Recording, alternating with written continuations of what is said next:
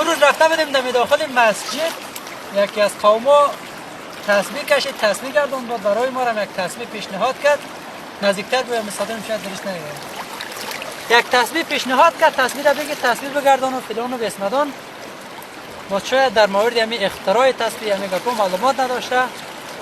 خواستم برایتون بگیم که همین تسبیح را چرا میگردانیم و چرا تسبیح میگردانند، تسبیح چه قسمتی به وجود آمده.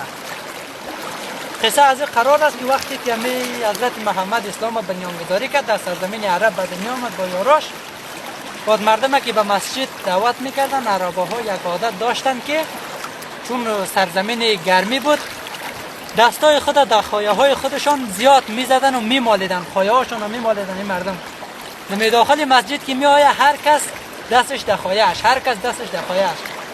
بعد رسول خدای را دید و تشویش شد، گفت که چه قسم گپ است. با ابوبکر اینا مشورت کردن که یک چیزی باید یک کاری کنیم که از این جلوگیری شود.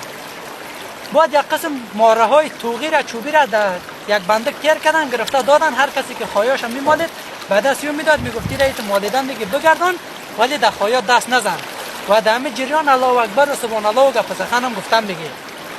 و همون تو شد که دموج هم چند ماره توغی به سنگی تبدیل شد و به پلاستیک تبدیل شد و بالاخره تسبیح به وجود آمد.